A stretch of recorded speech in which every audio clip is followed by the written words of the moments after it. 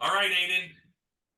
Good to be with you. Pat Cummings representing the National Thoroughbred Alliance, Aidan Butler representing First, Amtote, all of the associated companies.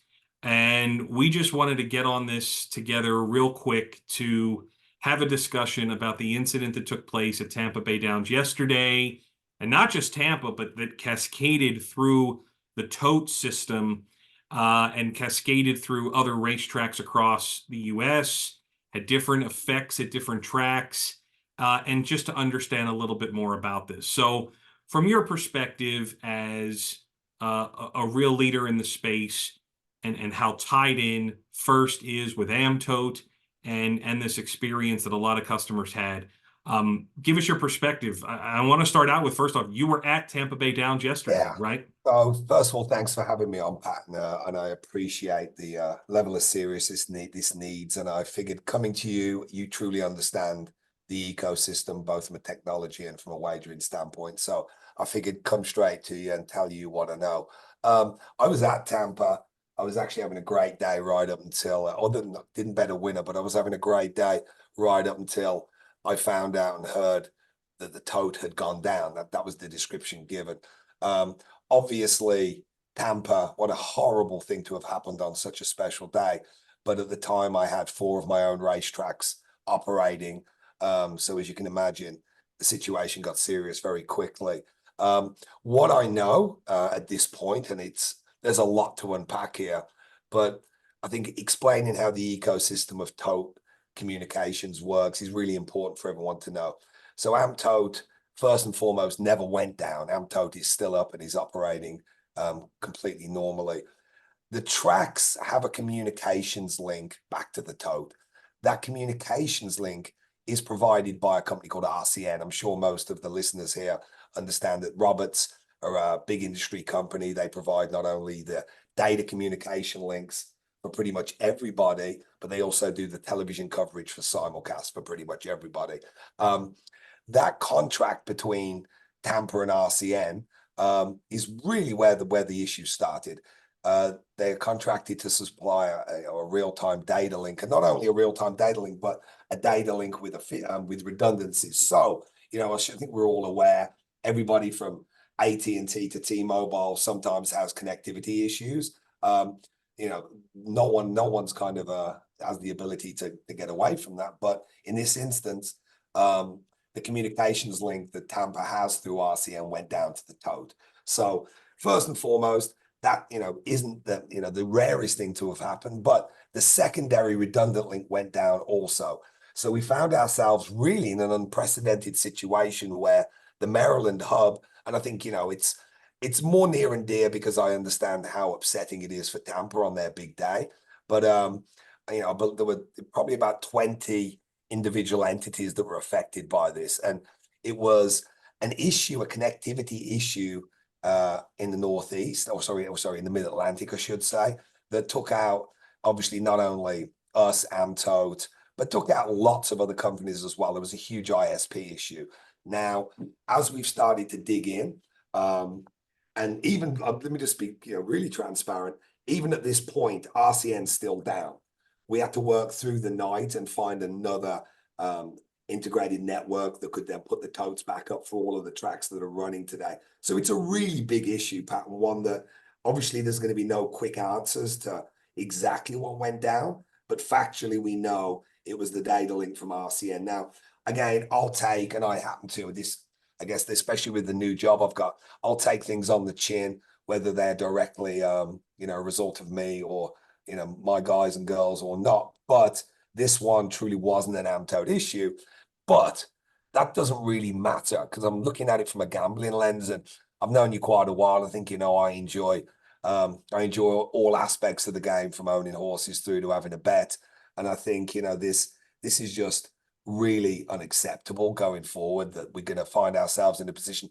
Doesn't matter whose fault it is. It's unacceptable that in the year 2024, this can go on and happen.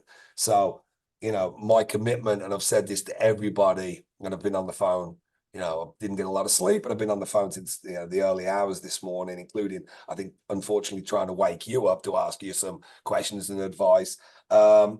going forward, we're going to do a full investigation. This needs to be looked at, not just from a level of, okay, how do we fix this? This can never happen again and can't happen again. And that's going to take a lot of work. And you know, as for whatever my assurance is worth, you have my assurance that we're going to do everything in our power to work with. It's not only ourselves. And again, the irony here is I'm totally still up as it was still up then. We're going to work with partners, other industry companies to make sure there is a level of redundancy that will render this impossible as much as anything can be rendered impossible. I think, you know, to keep rambling for a second, where I get to is who really got damaged? Well, obviously, you know, the tracks, Tampa particularly, what a horrible thing to have happened and what a really, you know, pardon my French, but shitty customer experience that this was the net result. But as I've started to dig in on the polls, there are lots of gamblers out there at the moment who are not only unsure of what happened or what happened to their bets, but there's some people who've been really poorly treated. Now, the protocols, you know, and you understand them probably better than I do. I mean, I'm come from the racing side and the horse side of the equation, but from what I know about it, a lot of these protocols are put specifically in place from a protection measure to make sure that should there be technology outages, it is the fair and equitable way to deal with this. And as it's not a AMTO issue, the tote didn't go down. I'm now looking at the rest of the parties here to see what can be done. But for what it's worth, when we truly understand what the impact was, I'm going to be hoping my company can try and do something regardless of who's responsible. We're going to try and do something to at least show that we care and moving forward, you know, again, for what it's worth, you have my word that we're going to try and be better on all of these things. Well, just for the record, we're recording this on March 10th, 2024. It's just after 1 p.m. Eastern time. That's right. I appreciate obviously the feedback and the understanding that customers have felt a lot of pain and a lot of confusion. And there is absolutely no doubt that individual states, tracks, commissions, the rules vary on these things pretty widely. Yeah. And to the customer, generally speaking, the bettor does not know which tote company is involved on their ADW, what's the tote company at the host track. It's a pretty blind experience to them, right? They look at it seamlessly. I place my bet gets into the pool. Have a nice day. But there is a tremendous amount in the background that is ongoing. Absolutely. And it's an infrastructure, Pat, that you'd be able to speak to far more eloquent than I, but it's old. These are layers and layers of things that were built over decades. And so you're right, there is no, and I understand it's simple to say, oh, the tote went down. And I'm seeing, you know, even you know, Pete Ruby put out a statement, AMTO, we need to see what AMTO did. There's such a complex layer here, which probably isn't ideal, but it's just the reality. So the best we can do is we can always, you know, do better ourselves with everything we do, from track operations through to technology. But we have to make sure as a group that every part of the ecosystem of the industry looks at it with a different lens here, because we're only ever going to be as good as our weakest link. And that goes to, you know, I'm not to change topics and I won't even go there, but even what you've discussed lately about aftercare, we're only as good as our weakest link. It is no different from that, you know, rational thought. It is something we've got to really think through collectively. Now, easier said than done. But I'm kind of tired of the canned responses, putting out statements, and we're going to look at this. If I'm going to try and make an impact, I've got to get out in front of it. And some of the stuff, hopefully, is vastly improved. If it's not, it won't be for lack of trying. I want to ask you this because while this is an incident in isolation that got a ton of attention, there's still a lot of unanswered questions, right? An investigation's just getting underway. We as an industry, we as customers, often do not get a fair, open, transparent uncovering of what really has happened in these situations. Yeah. And while this is just one of them, I think back to November. I was actually overseas at the time visiting my in-laws, and I wake up and find this huge incident where all these hundreds of thousands of dollars were bet, and it was uncovered that, you know, someone there was a technological update at FanDuel, and it reversed the way in which bets are calculated. And it led to hundreds of thousands of dollars in essentially quote unquote fake money Yeah. being bet and that was never actually in customers' accounts. There are little intricacies and individual events that happen sporadically around the country. And somebody asked me, when's the next screw up in racing going to be? They asked me this morning, and the joking response was, when's the first race today? Like when's the next race day? Does It feel, fe it does feel like that, it right? feels like that. Yeah. And like I know I appreciate you having this conversation, but speaking on behalf of all horse players, it does not feel as though operators from the track side and the technology side are really doing enough to uplift the infrastructure. It feels like they've let everything go, and it's almost like you're letting the sport die. Now, I don't mean you personally, but it feels that when there's incident after incident after incident, it's like, do the horse players matter? Does wagering on horse racing matter anymore? Or are we just letting this fade away? And Well, that, mate. Well, yeah, mate. it doesn't feel good to us, No, right?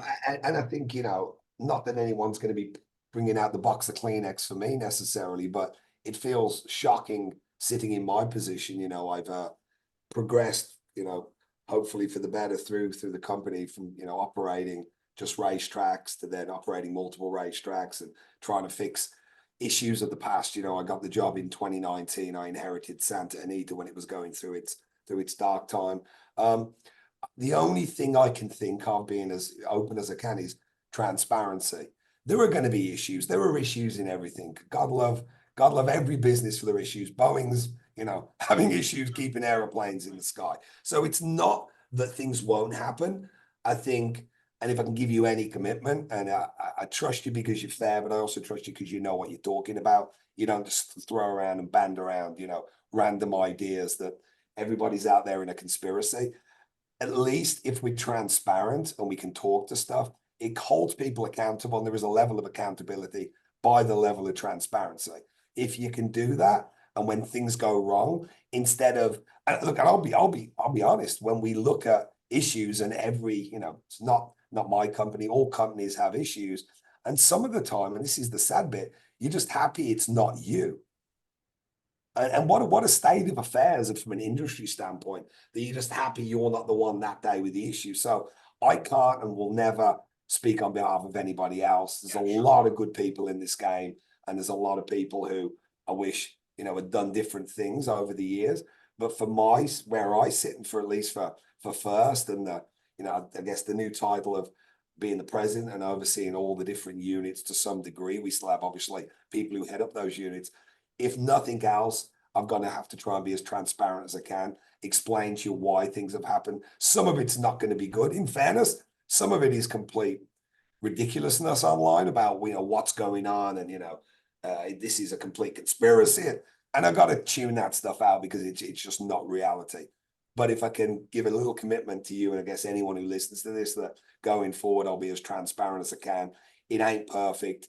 There's a lot of work to do. And almost all of your points are very well taken. I don't know another way of going about it other than trying to be accountable. Right. And it's not just you, as you said, right? We are in this together. There's other tote companies, there's other operators, there's other companies that are all tied into this. We have to hold everybody accountable to make it better for the customers, for the horsemen, for the owners, for the experience of everybody that's associated with the sport. If you care about it, if you are invested in it, we should all want it to be better. And that's really at the heart of what Mike and I are doing, Yeah. and what we hope everyone else associated with it is doing. And that really is what has to be happening going forward. And I'll say, in our early couple months of conversations from a National Thoroughbred Alliance standpoint, we are having productive conversations. We are bringing people to the table. And look, I look at this as just part of that, and I appreciate you taking some time And today mate, to look, say it. and just on that, and I don't know whether this will be appreciated by many, but look, words are good, execution's everything, right? And my whole life, as good as we are, or as verbose as we can be, unless you're actually going to do something about it, then in my world, I'm not worth the position I'm holding. And like the first, as an overarching company, we do a lot of good stuff. We really try hard. It's surrounded, regardless of public sentiment. Sometimes the people who are on the teams really care about what we're doing, and a lot of the time, it seems. And what I really didn't want this to be is this, as this isn't a first issue per se. This was a communications issue. I didn't want to come out and just pass the buck. That's why the broader conversation of we're going to do some great stuff. We're going to do some stuff that, maybe didn't work as well. We're going to have issues. And some of those issues maybe, in this instance, really attributed to a third party. Kind of doesn't matter, the transparency and the explanation, even if it's not well taken, I think it's the only way to go forward, mate. So you got that from me, and I've known you long enough, and I think I'm a man of my word. So let's see what we can do here. No, I think that's 100% it. The sport overall needs to be more forthcoming.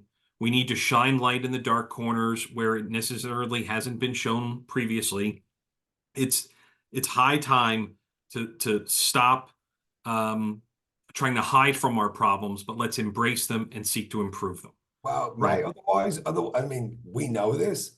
If we don't, there won't be a game, or at least there won't be a game worth looking at, And so it's funny to say a statement like that in my position, but I'm here to try and help it. I'm not here to hinder it. And there are lots of really complex subjects that the average the average wagerer or the average fan really wouldn't understand. And even if they did, they'd probably think we've all lost our minds. It's a very antiquated business model for the most part, that we need to improve, but we need to keep trying to improve it. Just blaming history and blaming things that went on, ain't gonna cut. It might help us. It might help us understand how we got here, but Yes. it's not going to be the solution going forward. Right. Right. So, look, I'm in agreement with you on that point. Everyone needs to be better. We need to be rowing in the same direction. A lot of it hasn't happened, and really, it's the customers, the owners who feel that, and obviously, it hurts the sport until we can start being better together. So, look, Well, let's what do they say? The best thing if you've got a problem is admitting you've got one, I guess. So yeah.